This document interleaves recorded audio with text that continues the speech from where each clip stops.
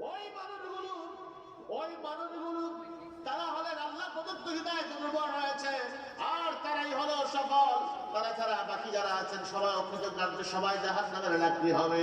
কাফের যারা, তাদের ক্ষেত্রে আল্লাহ বলেছেন ওয়ালাহুম আযাবুন আযীম, তাদের জন্য মহাশাস্তি রয়েছে, মহাশাস্তি। মুনাফিকদের জন্য আল্লাহ বলেছেন ইন্নাল মুনাফিকিনা ফিদ দারকিল আসফালি মিনান নার, জাহান্নামের তলদেশে মুনাফিকরা যাবেন। অবাধ্য মুশরিক যারা, তারাও জাহান্নামে যাবেন। এমনি করে ঈমানদার ছাড়া কেউ তো জান্নাতে যাবেন না। কিন্তু ঈমানদার যদি হতে হয় রে বাবা, আমার নবীকে বাদ দিয়ে, নবীর ভালোবাসা বাদ দিয়ে কোনো অবস্থাতে ঈমানদার হওয়ার সুযোগ নাই। কথা বলেন, কথা বলেন, আছে আছে? নবীকে বাদ দিয়ে ঈমানদার হওয়ার কোনো সুযোগ নেই। যেমন আমি আপনাকে বলি, আপনি বলবেন আমি আল্লাহকে মানি। হ্যাঁ, আপনি আল্লাহকে মানেন, ঠিক আছে। ঈমানদারের সংজ্ঞা তো আল্লাহ দিয়েছেন, মুত্তাকির সংজ্ঞা আল্লাহ দিয়েছেন কোরআনে। আল্লাযীনা ইউমিনুনা বিল গায়ব, মুত্তাকি তারাই যারা গায়েবের প্রতি ঈমান আনবে। কথা বলেন ঠিক কি না? গায়েবের প্রতি ঈমান আনবে। গায়েব কি? গায়েব কাকে বলে? গায়েব হলো যেটা আন্দাজ করা যায় না, দেখা যায় না, ধরা যায় না, বুঝা যায় না, অনুমানও করা যায় না, কিছুই করা যায় না। এটা হলো অদৃশ্য, এটা হলো গায়েব। আপনি যেভাবে ধারণা করবেন, ধারণা মিথ্যা হবে। এর মধ্যে সবচেয়ে বড় গায়েবকে, সবচেয়ে বড় গায়েব হলেন আমার আল্লাহ। আওয়াজ দিয়ে বলেন, সবচেয়ে বড় গায়েবকে আল্লাহ। আল্লাহ কি দেখছেন? কি আল্লাহ কেউ দেখছেন? আল্লাহ দেখা কি সম্ভব? এই পৃথিবীতে আমাদের এই চক্ষু দিয়ে আল্লাহ দেখার সুযোগ নাই। মুসা কালিমুল্লাহর ক্ষেত্রে আল্লাহ বলেছেন লান তারানি, কখনোই তুমি আমাকে দেখতে পারবে। তো মুসা নবী আম্বিয়া হওয়ার পরে, নবী হওয়ার পরেও তিনি যদি আল্লাহকে কখনোই এই চোখ দিয়ে দেখতে না পারে, আমাদের পক্ষে কি দেখার সুযোগ আছে? আপনি আন্দাজ করবেন আল্লাহ এমন না, আল্লাহ এমন না। আল্লাহ যাবতীয় আমাদের আন্দাজ, অনুমান, নির্বর্জিত গুণাবলী, সেইগুলো থেকে আমার আল্লাহ মুক্ত। আল্লাহর হাত আমাদের কোন ধরনের হাত, আল্লাহর অস্তিত্ব কেমন, এটা বুঝা, ধারণা করার কোন সুযোগ। কিন্তু আল্লাহ যে আছে আমরা মানি কি মানি না? কথা বলেন, মানি কি মানি না? শুধু মানি এমনটা না, বলি আমানতু বিল্লাহ, আল্লাহর উপর ঈমান আনলাম। বরং সাক্ষ্য দিচ্ছে আশহাদু আল্লা ইলাহা ইল্লাল্লাহ, আল্লাহ ছাড়া কোনো ইলাহ।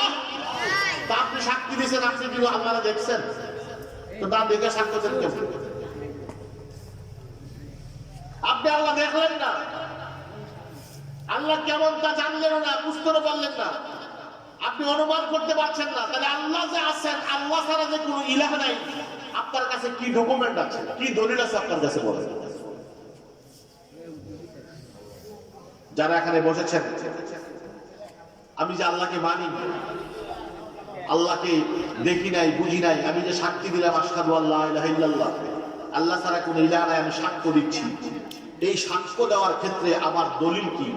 কোন দলিলের ভিত্তিতে আপনি বলছেন আল্লাহ ছাড়া কোনো ইলাহ নাই? কি দলিল? কাদ জাআকুম বুরহানুম মির রাব্বিকুম, রবের পক্ষ থেকে আমাদের কাছে যে দলিল এসেছে, ওই দলিল কে? ওই দলিল হলো মুহাম্মদুর রাসূলুল্লাহ সাল্লাল্লাহু আলাইহি ওয়াসাল্লাম, অর্থাৎ আমার নবীজির নূরানী জবান। এটাই হলো একমাত্র দলিল। তাছাড়া আল্লাহ ছাড়ার কোনো ইলাহ নাই, এটার জন্য আর কোন দলিল আমার কাছে নাই। কথা বলেন ঠিক কিনা? আর কোন দলিল কি আছে? তো বলবেন যে হুজুর কোরআনে আছে। আর বেটা কোরআন যে কোরআন, এটাও তো আমার নবীর কথা। কোরআন আরবি ভাষা নাযিল হয়েছে, হাদিসও তো আরবি ভাষা। আমার নবীজির কথা বলেছেন সাহাবাদের সামনে। এখন কোনটা কোরআন আর কোনটা হাদিস, এটা তো পার্থক্য করা সাহাবাদের পক্ষে অসম্ভব। আমার নবীজি বলেছেন হাযাল কোরআন, এটা এই যতটুকু আমি বললাম এটা হলো কোরআন। বাহাজিহি আয়াতুল কোরআন, এটা আয়াতে কোরআনের আয়াত। আচ্ছা, এই যে আমার নবী বলে দিলেন এটা কোরআন, এটাই সাহাবারা জানেন কোরআন, আমরাও জানি কোরআন। তাইলে কোরআনে আছে আমার নবী, আল্লাহ ছাড়া ইলাহ নাই। কিন্তু কোরআন যে কোরআন, এটাও তো আমার নবীর জবানের কথা। কথা বলে ঠিক কিনা? তাহলে নবীকে বাদ দিয়ে, নবীকে খাটো করে, নবীর জ্ঞানকে খাটো করে, এলেমকে খাটো করে আপনি কিভাবে দাবি করেন যে আমি ইমানদার হয়ে যাব, আল্লাহওয়ালা হয়ে যাব, কি করে সম্ভব? আল্লাহ যদি হিদায়াত না দেয়, বাস্তব পৃথিবীর কারো পক্ষে হিদায়াত দেওয়ার কোনো সুযোগ, হিদায়াত দেওয়ার মালিক একমাত্র আল্লাহ, বাকি সব ওসিলা। আজকের এই প্রোগ্রামে আমরা যারা এসেছি, সকল কথা হয়তো আমাদের মনে থাকবে না, সব কথাই মনে রেখে আমার বাড়ি পর্যন্ত যেতে পারবো না, কিন্তু এমন কিছু কথা যেন আমাদের মনে রাখার সুযোগ দেয় আল্লাহ, যেই কথাগুলো শুনলে এবং মানলে আমাদের ঈমান এবং আমলের ক্ষেত্রে এমন এক বিশুদ্ধতা আসবে যাতে আমরা আল্লাহ এবং তার প্রিয় মাহবুবকে সন্তুষ্ট করতে পারবো। সকল আওয়াজ দিয়ে বলেন আল্লাহুম্মা আমিন। প্রাণের ভাইয়ার আমার, আমি কোরআনে কারীম ফুরকানে হামিদ এর একেবারে ছোট্ট একখানা আয়াতে কারিমা তিলাওয়াত করেছি, যেখানে আল্লাহ সুবহানাহু ওয়া তাআলা তার প্রিয় হাবিবকে বলছেন ওয়া রাফা'না লাকা যিকরা। ও হাবিব, আমি আপনার ইজ্জত, আমি আপনার সম্মান, আমি আপনার জিকিরকে বুলন্দ করেছি, উঁচু করেছি, মহান করেছি। বলুন আল্লাহু আকবার। আমার নবীজির শান উঁচু করেছেন কে? পিছনের ভাইরাও বলেন কে? যে আল্লাহ তার প্রিয় হাবিবের শান উঁচু করে দিয়েছেন, আমরাও যদি তার শান উঁচু করি, আমার আল্লাহ কি খুশি হবেন না বেজার হবেন? অনেক ভাইরা আল্লাহর হাবিবের ক্ষেত্রে তার শান ও মান নিয়ে যখন উলামায়ে কিরাম কথা বলে, এক শ্রেণীর ভাইরা তারা শিরক আর বেদাতের গন্ধ খুঁজে বেড়ায়। আমি বলতে চাই, শিরক এমন একটি অপরাধ, যে অপরাধ আল্লাহ মাফ করেন না, কিন্তু সব ক্ষেত্রে শিরকের গন্ধ খুঁজলে শিরক হয়ে যাবে এমনটা ভাবাও উচিত নয়। কারণ আল্লাহ রাব্বুল আলামিন এমন কিছু কাজ বান্দাদের দিয়ে করান, যেই কাজগুলোর এখতিয়ার বান্দার নেই, এখতিয়ার আল্লাহ, কিন্তু মাধ্যম বান্দা। সুবহানাল্লাহ বলুন। আপনাকে বান্দা যেমন আসুন, অনেকে লা ইলাহা ইল্লাল্লাহ, ইলাহকে, ইলাহ এর সংজ্ঞা দিতে গিয়ে তারা বুঝাতে চান যিনি গায়েব জানেন তিনি ইলাহ। যিনি গায়েব জানেন তিনি কি ইলাহ। এটাই যদি অর্থ হয় ইলাহের, তাহলে দেখা যাবে আরো অসংখ্য ইলাহ বেরিয়ে যাবে। যেমন কোরআনে কারীম এসেছে, হযরত ঈসা আলাইহিস সালাম তিনি তার উম্মতদের বলছেন উনাব্বিউকুম বিমা তাকুলুন, আমি তোমাদের সংবাদ দিতে পারবো তোমরা যা খেয়েছো। ওয়া তাফতাখিরুনা ফি বুয়ুতিকুম, আগামী দিন খাওয়ার জন্য যা ঘরে জমা রেখেছো তা আমি বলে দিতে পারবো। আচ্ছা বলেন তো, আপনারা কি দিয়ে বা কার বাড়িতে খেয়েছেন? এটা তো আমার জানার কথা নয়। ঈসা আলাইহিস সালাম তার উম্মতরা কি দিয়ে খেয়েছে এটা অদৃশ্য, তিনি এটা জানার বিষয় নয়। তিনি বলছেন উনাব্বিউকুম বিমা তাকুলুন, তোমরা যা খেয়েছো আমি তা বলতে পারবো, তার সংবাদ তোমাদের দিতে পারবো। আর যা আগামী দিন খাওয়ার জন্য জমা রেখেছো তাও বলতে পারবো। তাহলে গায়েবের খবর জানলেই যদি ইলাহ হয়, তাহলে ঈসা নবীর ক্ষেত্রে আপনি কি বলবেন? ঈসা নবীকে কি ইলাহ বলার সুযোগ আছে? নাউযুবিল্লাহ বলেন, সুযোগ আছে? তিনি তো নবী। এমনি করে আরো অনেক কথা বলা যাবে, যেমন সন্তান দেওয়ার মালিককে। কিন্তু হযরত মারিয়ামের কাছে হযরত জিবরাইল আমিন এসে বললেন যে আমি তো তোমার কাছে এসেছি কেন জানো? আমি তো তোমাকে একটি সন্তান দেব।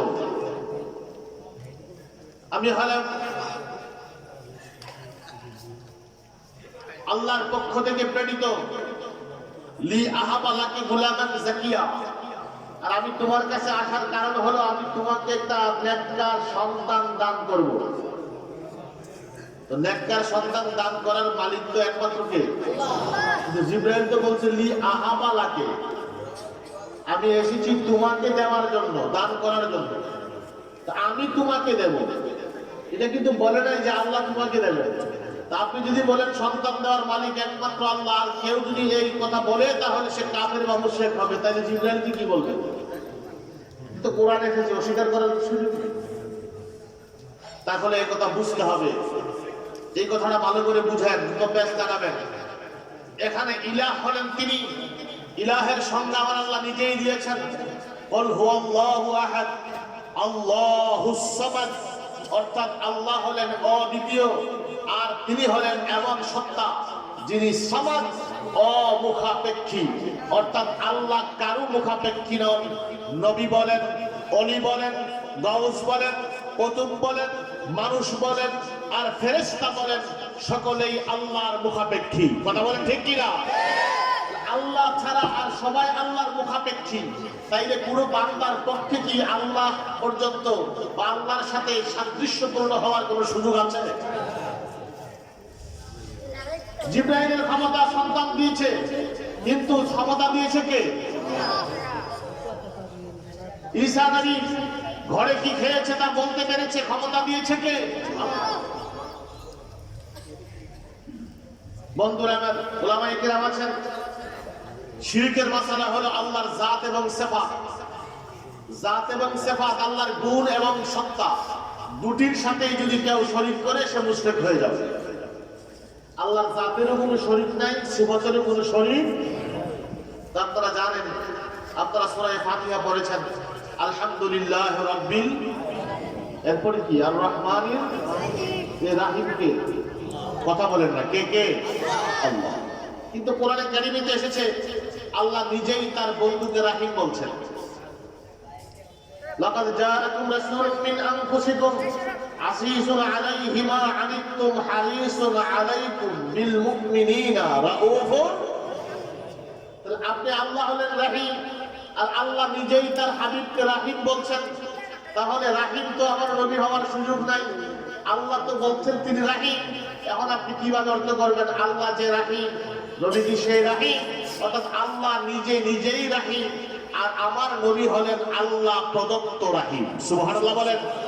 আল্লাহ হলেন অমুখাপেক্ষী আর নবী হলেন আল্লাহর মুখাপেক্ষী। আমার নবী হলেন আল্লাহর মুখতাস, আল্লাহ হলেন বিলা মুখতাস। আল্লাহ কারো মুখাপেক্ষী নন, কিন্তু আমার নবী আল্লাহর মুখাপেক্ষী। আল্লাহ নবীকে শান দিয়েছেন, আল্লাহ কারো কাছ থেকে শান গ্রহণ করেন নাই। তাহলে কি আর শিরিক হওয়ার সুযোগ আছে?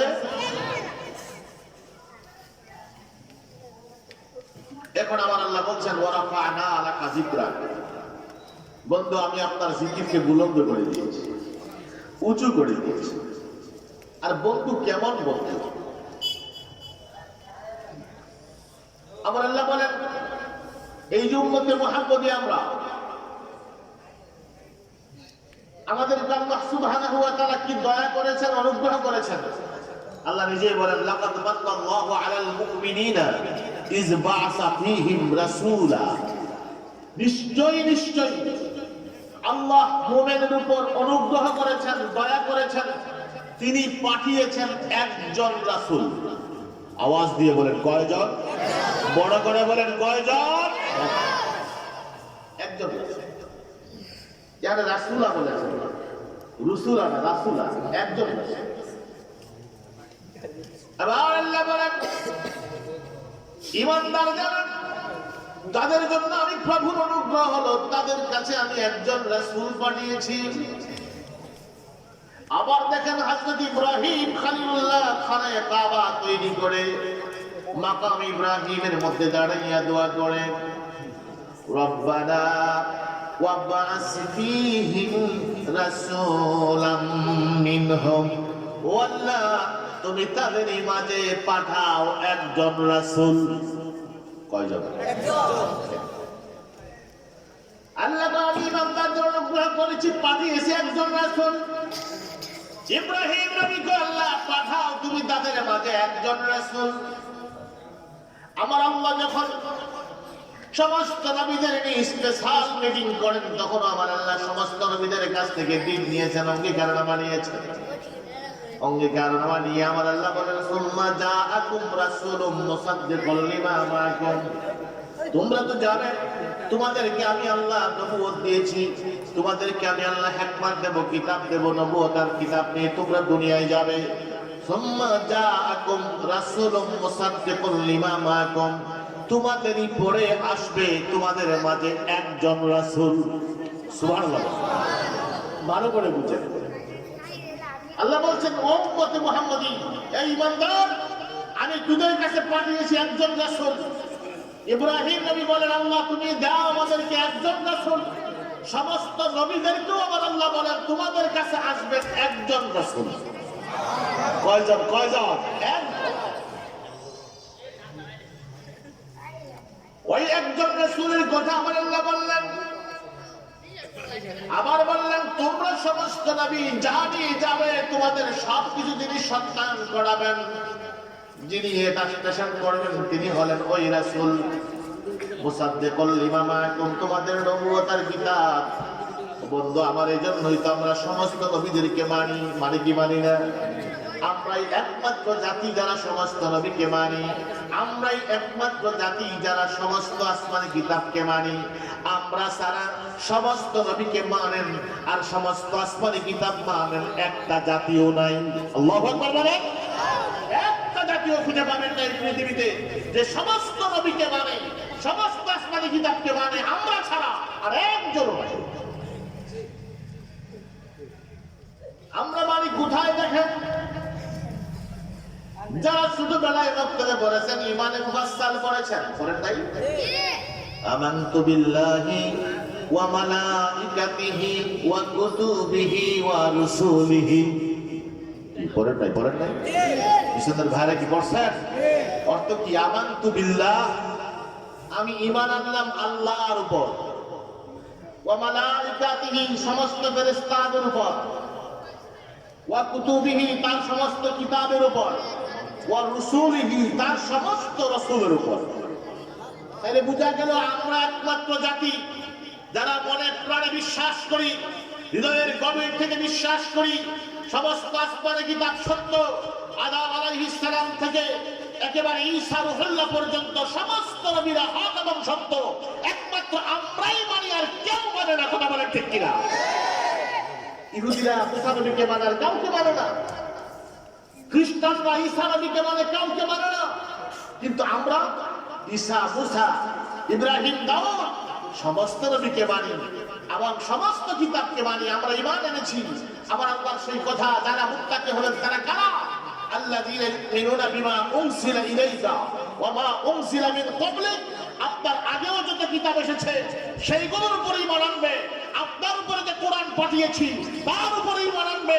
যারা ঈমান আনবে তারাই হলো মুত্তাকি, তারাই ঈমানদার। ভাইরা আমার, ওই যে একজন রাসূল, কেমন রাসূল? এজন্যই বন্ধুরা দেখুন, একটু চিন্তা করেন, আদম আলাইহিস সালাম থেকে শুরু করে নিয়ে ঈসা রুহুল্লাহ পর্যন্ত আল্লাহ সমস্ত নবীদেরকে পৃথিবীতে পাঠিয়েছেন। রাসূল তো অনেকেই ছিলেন। ইব্রাহিম রাসূল ছিলেন, হযরত ঈসা রাসূল ছিলেন, মুসা রাসূল ছিলেন, হযরত শীস রাসূল ছিলেন। ছিলেন কিনা? দাউদ নবী রাসূল ছিলেন। তাদের কাছে আসমানি কিতাব এসেছে। এই কথা বলে না বাবা।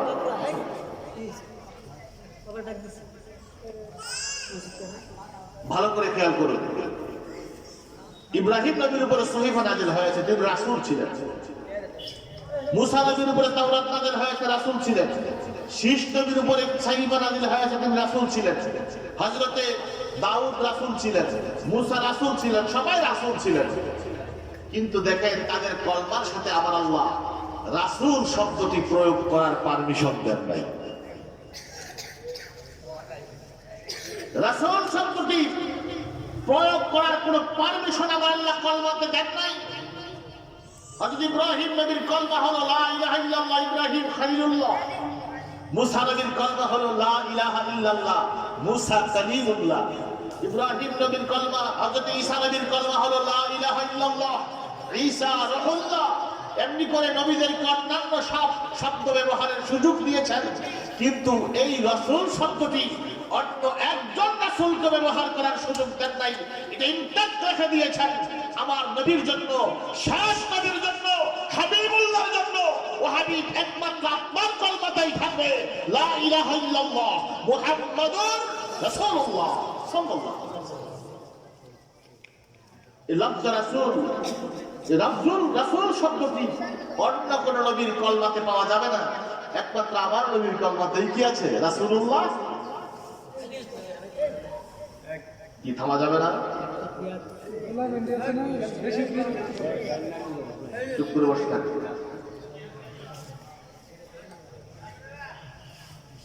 ও প্রাণের ভাইয়েরা, অন্য কোন নবীর কালমাতে রাসূলুল্লাহ ব্যবহার করার সুযোগ ছিল না, আমার আল্লাহ রেখে দিয়েছেন। দেখুন বন্ধু, তাফসীরে এসেছে যখন হুদায়বিয়ার সন্ধিতে আমার নবীজি হুদায়বিয়ার সন্ধি যখন লেখা শুরু হলো, হুদায়বিয়ার সন্ধি হযরত আলী কারামাল্লাহু ওয়াজহাহু লিখছেন। তিনি লিখলেন এক পক্ষ মুহাম্মাদুর রাসূলুল্লাহ সাল্লাল্লাহু আলাইহি ওয়াসাল্লাম, আরেকদিকে মক্কার কুরাইশেরা। এবার মক্কার কুরাইশেরা বলেন, তুমি কি লিখেছো মুহাম্মাদুর রাসূলুল্লাহ? আমরা তো মুহাম্মদকে রাসূল মানি না, যদি মানতাম তাইলে যুদ্ধ কিসের? আমরা তো আব্দুল্লাহর বেটা মুহাম্মদ জানি, আমরা জানি মুহাম্মদ ইবনে আব্দুল্লাহ, তুমি বলছো মুহাম্মাদুর রাসূলুল্লাহ, আমরা তো মুহাম্মদকে রাসূল মানি না, সুতরাং এটা কাটতে হবে। এবার কাটতে হবে।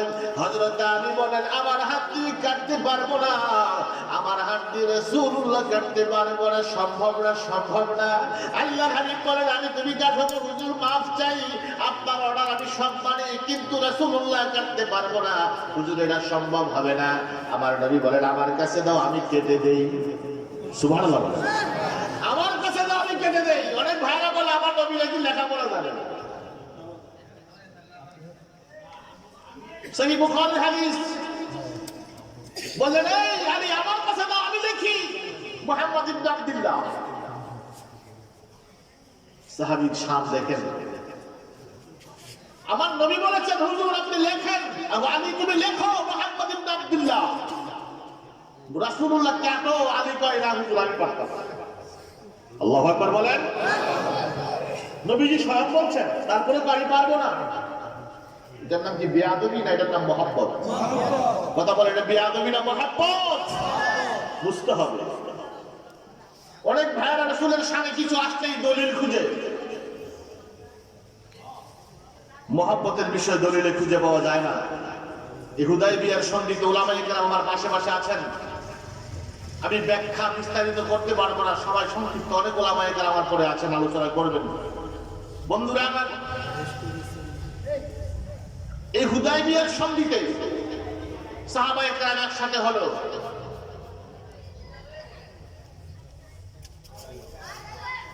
আমার নবীজি যখন থুতু মুবারক সামনে ফেলায়, সাহাবায়ে কেরাম সেইগুলোকে হাতের মধ্যে নিয়ে তাদের চেহারার মধ্যে মাখে। ওযুর পানি যখন নিজে পড়ছে, সেই ওযুর পানিকে হাতে নিয়ে শরীরে মাখে। আচ্ছা বলেন, কোন হাদিসে কি আল্লাহ রাসূল নির্দেশ দিয়েছেন বা আল্লাহ কি কোরআনে কোথাও বলেছেন যে রাসূলের এই ওযুর পানি তোমরা শরীরে মাখো, নবীজির এই থুতু মুবারক তোমরা শরীরে মাখো, গাব মুবারককে আতর বলে ব্যবহার করো? এই নির্দেশ কি দিয়েছেন কোথাও? না, দেন নাই।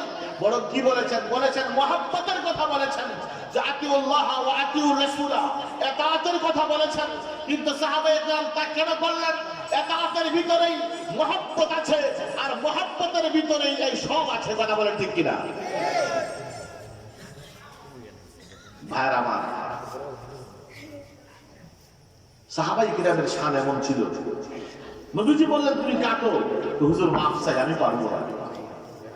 তাফসীরে কাবিরে এসেছে হযরত আবু বকর সিদ্দিক রাদিয়াল্লাহু তাআলা আনহু, যাকে আমার নবী নিজে অর্ডার দিয়েছেন, তুমি একটা শিল তৈরি করো যেখানে লেখা থাকবে শুধু লা ইলাহা ইল্লাল্লাহ। কি থাকবে? লা ইলাহা ইল্লাল্লাহ, আর কিছু না। আবু বকর সিদ্দিক শিল বানাইতে গেছে, হঠাৎ করে এটা অর্ডার করছে, কারে আমি যে শিল বানাবো শুধু লা ইলাহা ইল্লাল্লাহ লেখা থাকবে, তো মুহাম্মাদুর রাসূলুল্লাহ,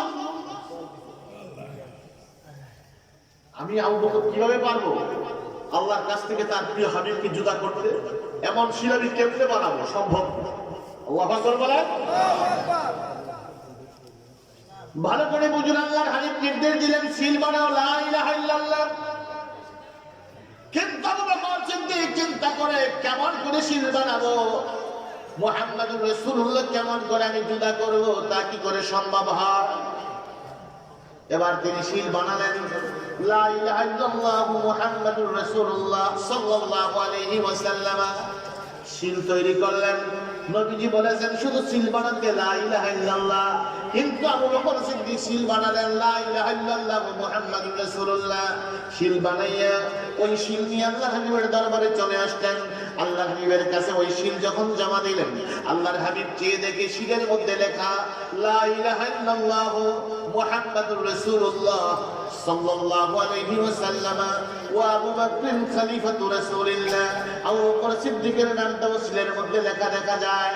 এবার আল্লাহর হাবিব ডাক দিয়ে বলে, আবু বকর কি করলা? আমি তো বলেছিলাম শুধু লা ইলাহা ইল্লাল্লাহ তুমি বানাবে, সিল তৈরি করবে। তুমি তো দেখছি আমার নাম লিখছো, সাথে আবার তোমার নামটাও লিখে দিয়েছো। আবু বকর সিদ্দিক বলে, ইয়া রাসূলুল্লাহ, ইয়া হাবিবাল্লাহ, খোদার কসম করে বলি হুজুর, আপনি নির্দেশ দিয়েছিলেন বটে, কিন্তু আমি আবু বকর পারি নাই, আমি পারি নাই, আমার দিল বরদাস্ত করে নাই। কেমন করে আপনার নাম আমি কাটবো? আপনার নামটা প্রভুর নাম থেকে কেমন করে জুদা করবো? পারি নাই গো হুজুর।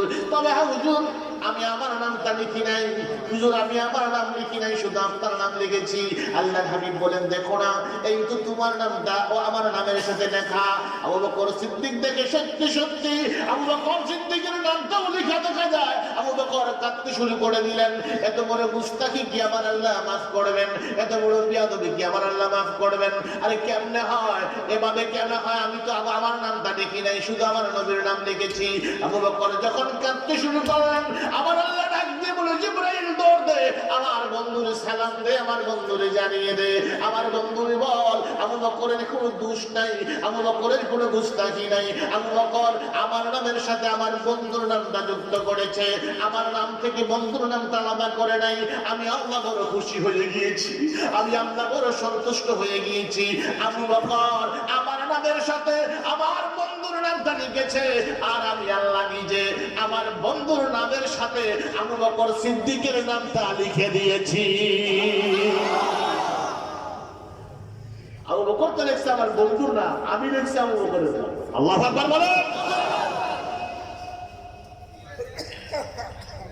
বন্ধুরা আমার নবী মুহাম্মদুর রাসূলুল্লাহ বাদ দেয়, কিন্তু ইজ্জতের মালিক কে? আল্লাহ। যারা মুখ বন্ধ করে রাখছেন তাদের কি বিশ্বাস অন্যটা? তাহলে বলেন তো, ইজ্জতের মালিক কে? কাফেররা মনে করছে আমার নবীর ইজ্জত কমায়া দিবে, নাম কাটলে ইজ্জত কমবে। আমার আল্লাহ তো হাবিব, আপনি ভাইবেন না। আরে কোরআনে কারীমে মুহাম্মদুর রাসূলুল্লাহ এই এতটুকু আমি কোরআনে কারীমের ভিতরে ঢুকিয়ে দেব, কিয়ামত পর্যন্ত যে মুহাম্মদুর রাসূলুল্লাহ পঠিত হবে। কোরআন শরীফে মুহাম্মদুর রাসূলুল্লাহ আছে না নাই? একবার কাছে কোটি কোটি বার, বিলিয়ন বিলিয়ন বার সেটা পঠিত হবে। বন্ধু, আপনি মন খারাপ করবেন না। আমি তো অন্য কোন নবীর বেলায় মুহাম্মদুর রাসূলুল্লাহর মতো এমন রাসূল শব্দটির কলমাই রাখি নাই, কিন্তু আপনার কলমাতে আমি রাসূলুল্লাহ শব্দ যোগ করেছি। এই রাসূল শব্দ রাসূল শুধু আপনার কলমাতেই আছে, তারা আপনার কলমা কাটবে, কিন্তু কিয়ামত পর্যন্ত ইমানদাররা এই রাসূলুল্লাহর কলমা পড়তেই থাকবে। আল্লাহু আকবার।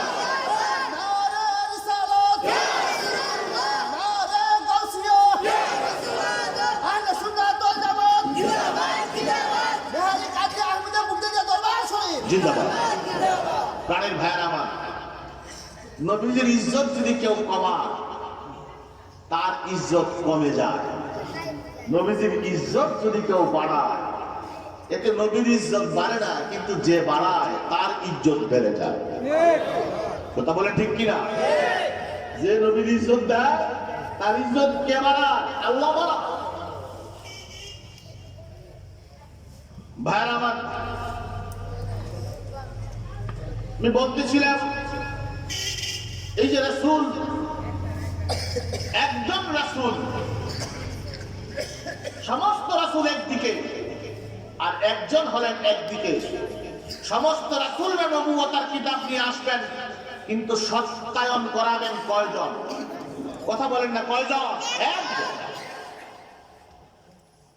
এই যে সুন্নাহ জাআকুম রাসূলুন মুসাদ্দিকুন লিমা মাআকুম, আমরা যদিও নবীর শান বুঝি না, নবীরা কিন্তু ঠিকই ওই অঙ্গীকারনামার মূল রহস্য বুঝতে পেরেছিলেন। তারা কিন্তু ঠিকই ইন্তেকালের আগে যে যেদিকেই থাকুক সবাই মক্কায় ভিড় জমিয়েছেন, কারণ তাদের একটা আকাঙ্ক্ষা ছিল ওই রাসূল তো মক্কায় আসবেন, ওই রাসূল যদি চলে আসে আমার সাক্ষাৎ হয়ে যায়। সুবহানাল্লাহ বলেন। এজন্য শত শত নবীর কবর, শত শত নবীর মাজার খানায়ে কাবার আঙ্গিনায় যেখানে মানুষ তাওয়াফ করে তার নিচে, মক্কার দূরে মিনার যে মসজিদ, মসজিদে খায়েফ, যে মসজিদে খায়েফের সাথে ৭২ জন নবীর কবর রয়েছে। সুবহানাল্লাহ বলেন। আদম আলাইহিস সালাম যিনি শ্রীলঙ্কা এসেছিলেন, অথচ তিনি কোথায়? দুইটি রাওয়ায়াত পাওয়া যায়। একটি রাওয়ায়াত হলো জাবাল আবি কুবাইস হযরতে আদমের কবর, আরেকটি রাওয়ায়াত পাওয়া যায় সেই মসজিদে আকসা তার আঙ্গিনায় কবর। সুতরাং অন্য সকল নবীরাই বিভিন্ন দিক থেকে মক্কায় জড়ো হয়েছিলেন, একমাত্র আমার নবীকে দেখতে, তার হাত ধরে ঈমান আনে তারা ওই স্বাদ গ্রহণ করতে, এটা ছিল আকাঙ্ক্ষা সমস্ত নবীদের। ওই নবীদের আকাঙ্ক্ষা ছিল, আর আমরা বিনা দরখাস্ত ওই নবীর উম্মত হয়ে গিয়েছি। বড় করে বলেন আল্লাহু আকবার, বলেন আলহামদুলিল্লাহ। বিনা দরখাস্তে পাইছি, এই জন্য নবীর কদর বুঝি না।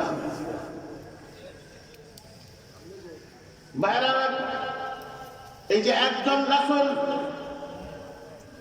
সমস্ত রাসূল একদিকে আর আমার নবী হলেন একদিকে। এই জন্য নবী বলেন হুসনে ইউসুফ দামে ঈসা ইয়াদ বাইদাদারি, হুসনে ইউসুফ দামে ঈসা ইয়াদ বাইদাদারি, আজ খোব হামাদারান তু তনহা দারি, আজ খোব হামাদারান তু তনহা দারি। ও প্রাণের বাণী কবি বলেন ইয়া রাসূলুল্লাহ, ইউসুফ আলাইহিস সালাতু ওয়াস সালাম অত্যন্ত সুন্দর নবী। ইউসুফ নবী সুন্দর, যার চেহারা দেখে মিশরের রমণীরা তাদের হাত কেটে ফেলেছে, মোটে মোটে আর পাই নাই। হাত কাটার কিসসা কিন্তু বাংলা বইয়ে এমনটা না, কোরআনে কারীমের মধ্যে রয়েছে। আমার আল্লাহ বলেন ইয়াক্তানা আইদিয়াহুন্না, তারা তাদের হাতগুলো কেটে ফেলেছে। মিশরের রমণীদের হাত কেটেছে, টের পায় নাই। কেমন সুন্দর নবী ছিলেন তিনি! এটা ছিল হযরত ইউসুফ নবীর মুজিজা। হযরত মুসা কালিমুল্লাহ হাত তুলতেন, বগলের নিচ থেকে লাশ বেরিয়ে আসতো, এটা ছিল হযরত মুসা নবীর মুজিজা। হযরত ঈসা আলাইহিস সালাম ফু দিতেন, কুষ্ঠরোগী ভালো হয়ে যেত, জন্মান্ধ ভালো হয়ে যেত, এটা ছিল হযরত ঈসা নবীর মুজিজা। তবে বলেন ইয়া রাসূলুল্লাহ ইয়া হাবিবাল্লাহ, আজ খুব হামাদারান তু তানহাদারি। নবী গো, আপনি তো ইউসুফ নবীর মত নন, আপনি তো ঈসা নবীর মত নন, আপনি তো মুসা নবীর মত নন। এমন 2, 4, 5, 7, 8টা মুজিজা আপনার এমনটা নয় গো হুজুর। হযরত আদম থেকে শুরু করে নিয়ে ঈসা রূহুল্লাহ পর্যন্ত 1 লক্ষের অধিক পয়গম্বর, সমস্ত আম্বিয়া আলাইহিস সালামের মুজিজাগুলো যদি একদিকে রাখা হয়, আর আপনার একা মুজিজা যদি একদিকে রাখা হয়, সমস্ত নবীর মুজিজার চাইতে, সমস্ত নবীর মুজিজাতের চাইতে আপনার একা মুজিজা বেশি হয়ে যাবে। সব নবীর মুজিজা একদিকে রাখলেন, আর শুধু আপনার একা মুজিজা একদিকে, সব নবী এক চাইতে আপনার একা মুজিজা বেশি। আরো খেয়াল করে দেখুন, সমস্ত নবীরা চলে গেলেন, তাদের মুজিজা শেষ। ঠিক কি না? ঈসা নবী ফু দিতেন, ভালো হতো। ঈসা নবী নাই, ফু নাই। মুসা কালিমুল্লাহ লাঠি দিয়ে তিনি তার অনেক মুজিজা প্রদর্শিত হয়েছে। মুসা নবী নাই, লাঠিও নাই। হযরত সালেহ আলাইহিস সালাম নাই, তার উটনিও নাই। কথা বলেন ঠিক কি না? নবী নাই, সাথে সাথে মুজিজাও নাই। সুলাইমান নবী নাই, তাহতে সুলাইমানিও নাই। নবীও চলে গেলেন, আল্লাহ তাহতে সুলাইমানিও জান্নাতে নিয়ে গেলেন। ও প্রাণের ভাইরা, একটা বার খেয়াল করে দেখুন আমার নবীর ইজ্জত আল্লাহ কেমন করে বানিয়েছেন। সমস্ত নবীকে আল্লাহ নিয়ে গেলেন, মুজিজাও চলে গেল, কিন্তু আমার নবী চলে গেলেন ঠিক, আমার নবীর মুজিজা চলে যায় নাই, চলে যায় নাই।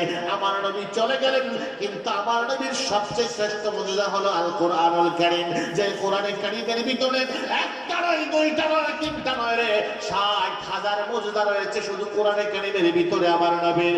আমার নবী চলে গেলেন, কিন্তু কোরআন আছে না নাই? বড় করে বলেন আছে না নাই? আওয়াজ দিয়ে বলেন আছে না নাই? কিয়ামত পর্যন্ত কোরআন থাকবে কি থাকবে না? হাসরের মাঠেও কোরআন থাকবে কি থাকবে না? কোরআন এখন আছে, হাসরের ময়দান পর্যন্ত কোরআন থাকবে এবং কোরআন মানুষকে সুপারিশ করে, যারা তালিউল কোরআন, কোরআনের তিলাওয়াত যারা করেন তাদেরকে সুপারিশ করে কোরআন জান্নাতে নিয়ে যাবে। কোরআন সুপারিশ করে জান্নাতে নেবেন। আর সাহেবে কোরআন আমার নবী, নবীটা কি সুপারিশ করতে পারবে? এমন গাধা গর্দব দেশেও আছে। মাঝে মধ্যে দেখেন আল্লাহ যদি কাউরে বেইজ্জতি করে মানুষ এবার অপদস্থ হয়। বাংলাদেশের একজন পতিত দশা বক্তা, আমি নাম বলছি না, তিনি অনেক ফেমাস বক্তা। বাংলাদেশের মানুষ যদি তার বিরোধিতা করত হয়তো বলা হতো যে হিংসায় করে বোধহয় করছে, কিন্তু দেখা গেল তার কথার ভিতর দিয়ে এমন কিছু কথা বেরিয়ে পড়েছে যেই কথাগুলো নবীজির শানের সাথে আসছে না, আলে বায়তের শানের সাথে আসছে না, উম্মাহাতুল মুমিনিনের শানের সাথে আসছে না। এমনি করে এমন কিছু কথা বলছে, হঠাৎ করে একদিন এক মাসালা বলে ফেললো, রিক্সাওয়ালা রোজা না থাকলেও চলবে। রিক্সাওয়ালা রোজা না থাকলেও, রিক্সাওয়ালা রিক্সাতে চালায়, তার কি রোজা মাপ নাকি? আরে কথা বলেন না, মাপ নাকি? ওই যে হুজুরের মুখ দিয়ে বেরিয়ে পড়ছে। আমি অনেক চিন্তা করলাম, ভাবলাম ঘটনা কি? ঘটনা হলো যেই মানুষটা হৃদয়ে রাসূলের মহব্বত নাই, ওই মানুষটা তার অজান্তে এমন কিছু কথা বলে ফেলবে যাতে করে অন্য মানুষের হৃদয় থেকে বসে আউট হয়ে যায়। হয়ে গেল। ওই দিন আমি দেখলাম বাংলাদেশের একজন তথাকথিত শায়েখ, যাকে বাংলাদেশের লক্ষ লক্ষ যুবক মানুষেরা ফলো করে, অনেক ফলোয়ার্স তার, তিনি বলতেছেন তো মসজিদের ডানে কবর, নামাজ হবে না, বামে কবর, নামাজ হবে না, পেছনে কবর, নামাজ হবে না, সামনে কবর হবে না, ভিতরে যদি কবর থাকে মসজিদই তো না। নাউজুবিল্লাহ বলেন। আমি এর বক্তব্যটা শুনে আমি আশ্চর্য হয়ে গেলাম, বলে কি? ডানে কবর থাকলে নামাজ হবে না, বামে কবর থাকলে নামাজ হবে না, মসজিদের বাইরে যদি থাকে, আর মসজিদের ভিতরে কোনো কবর থাকলে তো এটা মসজিদ না। আমি যদি আপনাদের প্রশ্ন করি, ভাই এই শায়েখের মুখ দিয়ে যে কথাগুলো বের হলো, আমার তো মনে হয় সে মদিনাও যায় নাই। মদিনার মসজিদের ভিতরে কবর আছে না নাই? কথা বলেন, আছে না নাই? আমার নবীজির কবর, আমার নবীজির রওজা আথার কোথায়? মসজিদের ভিতরে। এখন মসজিদ নবীর ভিতরে আমার নবীর কবর, নবীর রওজা। এ বলতেছে বাইরে থাকলেও হবে না, এখন তো ভিতরেই আছে। তাইলে কি মসজিদ নবীর মধ্যে যারা নামাজ পড়তেছেন তাদের সব নামাজ বাদ? নাউজুবিল্লাহ বলবেন না? ফতোয়াটা আপনারাই দেন, আপনারাই বলেন। আজকের যেই ফতোয়ার ডেলিভারি হলো, ১৫০০ বছর পর্যন্ত কোন মুফতি, কোন মুহাদ্দিস, কোন মুফাসসির এই ধরনের অসংলগ্ন কথা বলে নাই। তারা রাসূলের রওজা জিয়ারত করেছে, নামাজ পড়েছে। ইবেন নবীজির রওজা শরীফের চতুর্দিকেই তো মানুষ নামাজে দাঁড়ায়, উনার ডানে দাঁড়ায়, বামে দাঁড়ায়, পিছনে দাঁড়ায়, সামনে দাঁড়ায়, চতুর্দিকে তো মানুষ দাঁড়ায় নামাজ পড়ে। কারণ রাসূলের রওজা শরীফের ডান দিকে হলো রিয়াজুল জান্নাহ, রিয়াজুল জান্নাহ, বাম দিকে হলো উম্মাহাতুল মুমিনিনের ঘরগুলো, যেখানে এখানেও রাসূল কদম মুবারকের নিচে মানুষ দাঁড়ায়। সামনের দিকে ইমাম সাহেব দাঁড়ায়, পিছনে হলো আসহাবে সুফফার জায়গা, ওখানে মানুষ দাঁড়ায়, নামাজ পড়ে।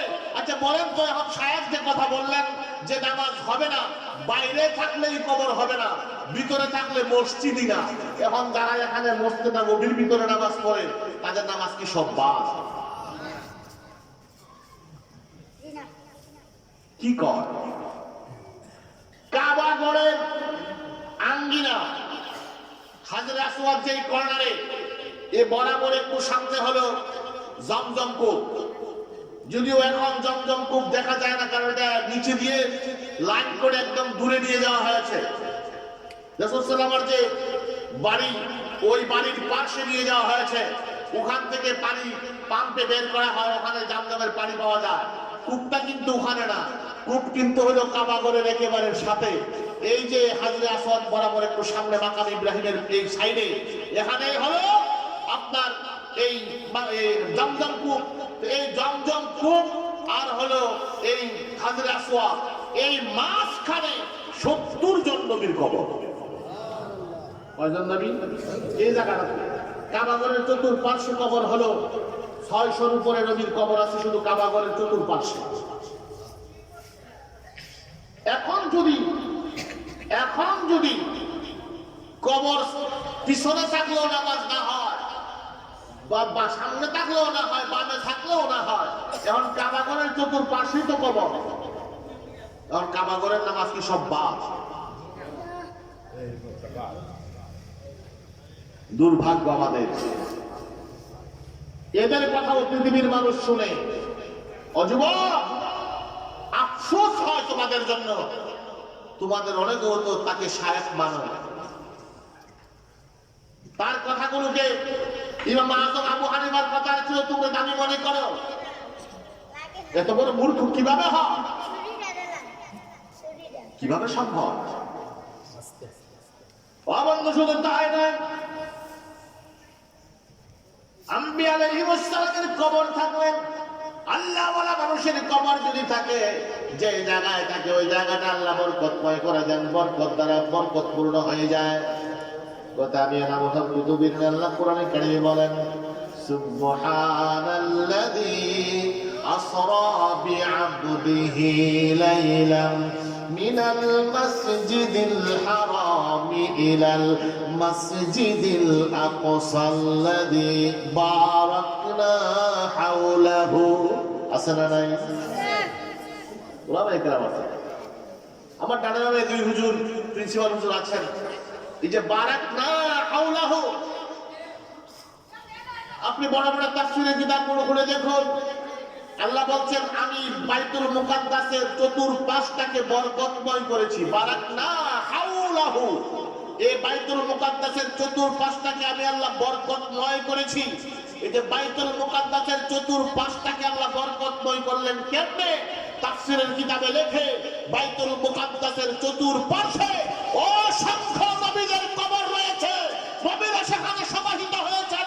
আম্বিয়া আলাইহিস সালাম যেই জায়গায় সমাহিত হয়েছে ওই জায়গা বরকত থেকে খালি থাকতে পারে না। নবীদের মাজারের মাধ্যমে আল্লাহ বাইতুল মুকাদ্দাসের চতুর্পাশটাকে বরকতময় করেছে।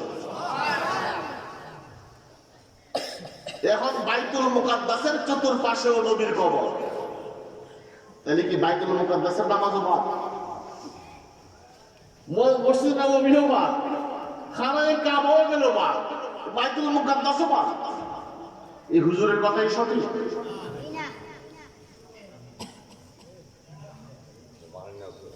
এমন কথা বলে কিভাবে? যারা এমন কথা বলতে পারে তারা যদি বলে আমার নবী মরে গেছে, এটা তো অবান্তর কিছু না। কথা বলে ঠিক কিনা? তারা যতই হুজুরের শান কমাতে চাইবেন লাভ নাই। আল্লাহ বলেন, ওয়ারাফা'না লাকা যিকরাক, আমি আমার বন্ধুর শান বাড়িয়ে দিয়েছি। আল্লাহ যদি শান বাড়ায়, পৃথিবীর কেউ কমানোর ক্ষমতা রাখে?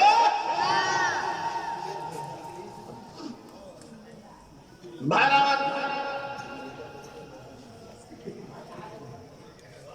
আল্লাহ সুবহানাহু ওয়া তাআলা এই যে আল্লাহর হাবিবকে পৃথিবীতে পাঠিয়েছেন, আল্লাহর হাবিব এই পৃথিবীতে এসে তিনি যে ইসলামের দাওয়াত দিয়েছেন, ইসলামের দাওয়াত দেওয়ার পরেও সমস্ত মানুষই ইসলামের ছায়াতলে চলে আসে নাই।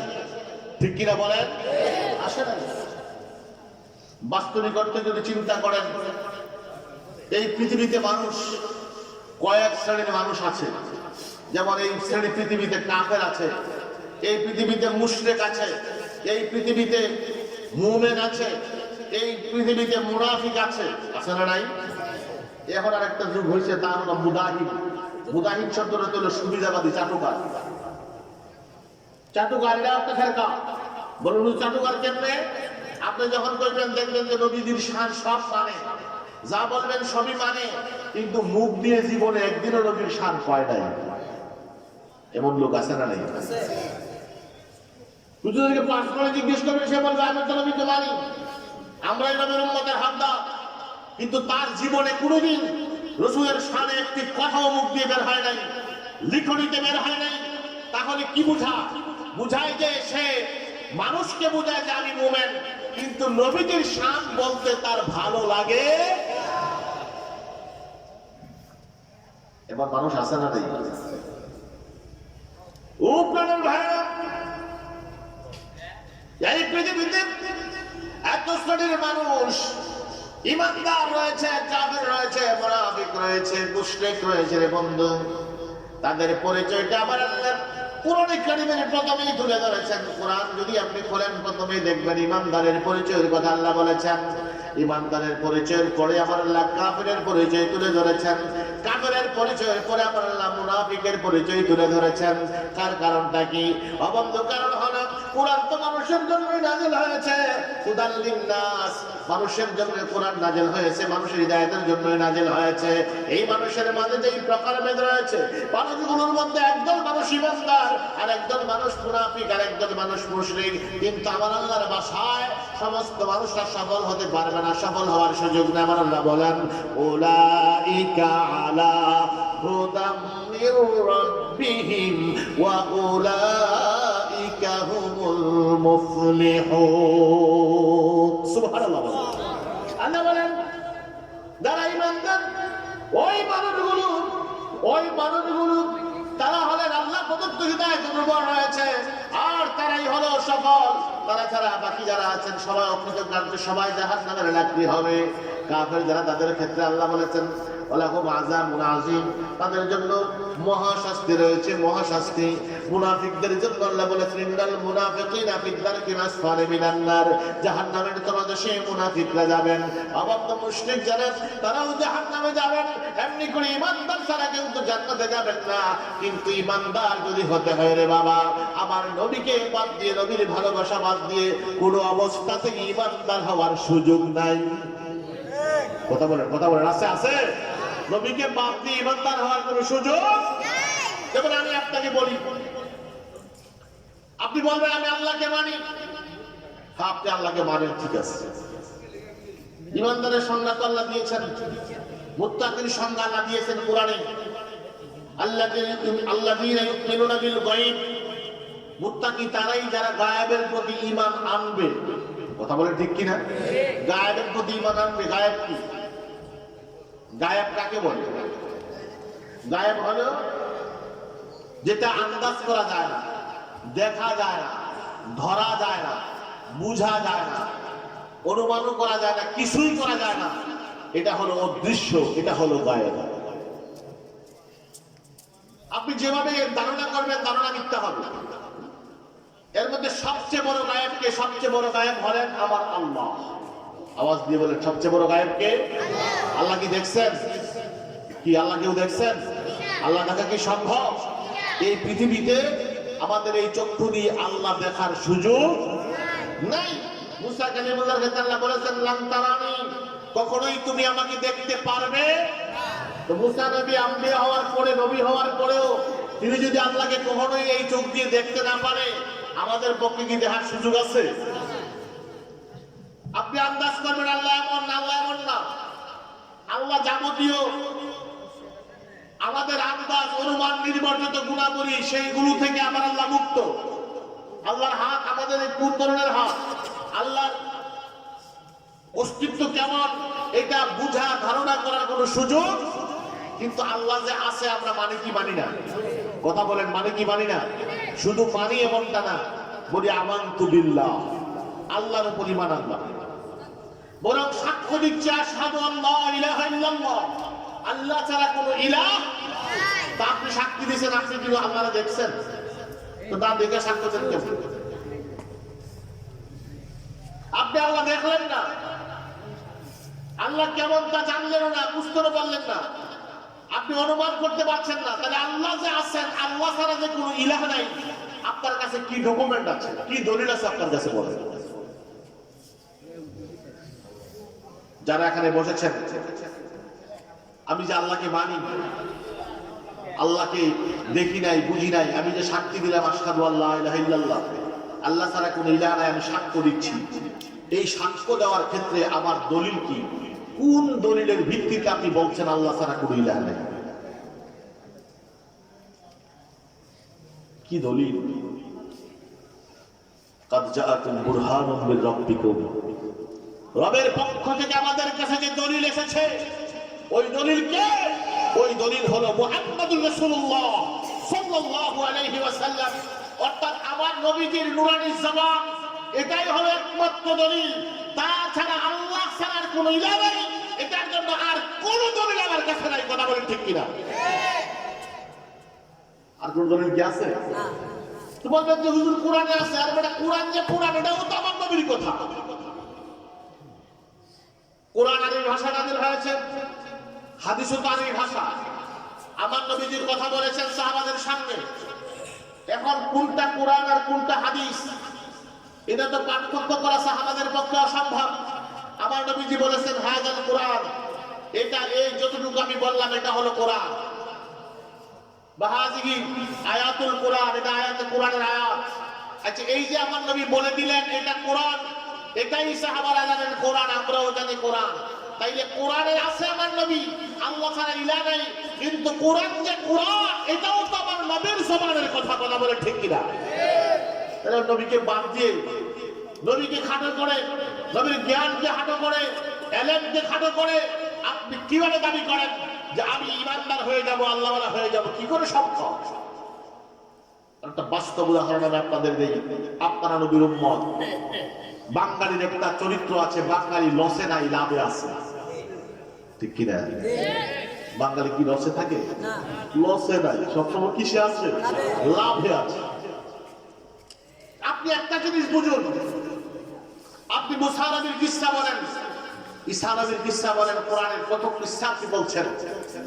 আমার নবীর ক্ষেত্রে কথা বলতে গেলে আপনি কষ্ট পান। আচ্ছা বলেন তো, আমার নবীজির শান যদি বাড়ে উম্মত হিসাবে, এটা কি আমার লাভের না লসের? তো আমার লাভের বিষয়টা, আমার নবীর উম্মত আমি, আমার এই নবীর কথা বললে আমার কাছে ভালো লাগবে না। আপনি কিভাবে লাভে আছেন বুঝবেন? আরেকটা বিষয় ভালো করে বুঝুন। নবীজির এলেম নিয়ে কথা হচ্ছে। একদল মানুষ বলতেছে নবীজি জানেন, আর একদল মানুষ বলে নবীজি জানেন না। যেমন গায়েবের কথা বলছি, জানেন আর জানেন না। এই হুজুর আর আমার মধ্যে বহাস আগামী দিন। উনি বললেন নবীজি জানেন, আর আমি বললাম নবী জানেন না। এখন জানা আর না জানা, যিনি জানেন তিনি দামি, না যিনি না জানেন তিনি দামি? কথা বলেন না। আমার কথা কি বুঝতে সমস্যা হচ্ছে আপনাদের? জবাব দেন, যিনি জানেন তিনি দামি, না যিনি জানেন না তিনি দামি? যিনি জানেন তিনি দামি। এখন তিনি বললেন নবীজি জানেন, আর আমি বললাম নবী জানেন না। এই নিয়ে আগামী দিন বাহাস। এখন যে আগামী দিন বাহাস হবে, এই দুই বিষয়ে সারা রাত আমি কিতাব পড়লাম। উনিও সারা রাত কিতাব পড়লেন, উনিও বললেন কিতাব, আমিও বললাম কিতাব। এখন দুইজনের কিতাব পড়া। উনার কিতাব পড়াটার উদ্দেশ্য হলো নবীজি জানেন প্রমাণ করা, আর আমার কিতাব পড়ার নিয়ত হলো নবীজি জানেন না প্রমাণ করা। মনোযোগ কি আছে আপনাদের? কথাটা কিন্তু না বুঝতে ব্যস্ত লাগাবে, আর এটা বুঝলে একটা ওয়াজি যথেষ্ট। দলিল দিয়ে হবে না, এত দলিল আপনার মধ্যে রাখতে পারবেন। একটা জিনিস শুধু বুঝুন, উনি হলেন, ওনার ধারণা এবং ওনার যে নারে তাকবীর, নারে রিসালাত, নারে গাউসিয়া। আল্লাহ হযরত মাওলানা পীর মুফতি মনির খান চৌধুরী মুরা সাহেবের আগমন, মুরা সাহেবের আগমন মেহরি গাউসিয়া দরবার শরীফের পক্ষ থেকে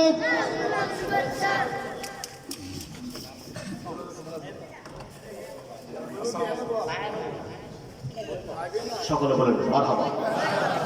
আওয়াজ কাস্তে হলে হবে না, বড় করে বলেন মারহাবা। একটু মনোযোগ দিন, 1 মিনিট। মনে আছে পয়েন্টটা? কি পয়েন্ট কি ছিল? উনি, উনার দাবি হলো নবী জানেন, আর আমার দাবি হলো নবী জানেন না। আগামী দিন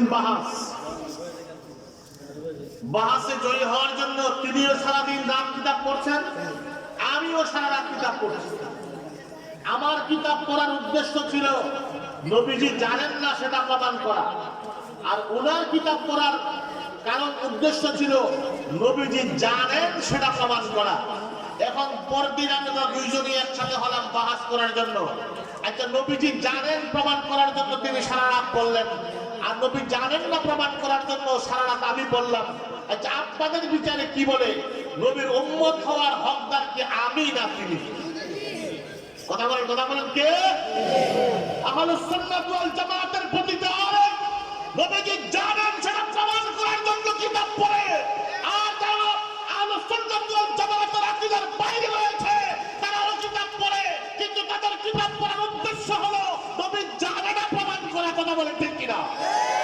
সুতরাং আমরাই নবীর উম্মত হওয়ার হকদার। আওয়াজ দিয়ে বলেন ঠিক না বেঠে? আল্লাহ কবুল করুক, সকলে বলেন আমিন। আর আওয়াজ দিয়ে বলেন আমিন। ওয়া মা আলাইনা ইল্লাল বালাগ। আসসালামু আলাইকুম ওয়া রাহমাতুল্লাহি ওয়া বারাকাতুহু। ধন্যবাদ। আজকের এই সংক্ষিপ্ত সময়ের মধ্যে খুবই সুন্দর আলোচনা করেছেন আমাদের হেদায়েতের উদ্দেশ্যে। আমরা সবাই যাতে আমল করতে পারি, সবাই বলে আমিন।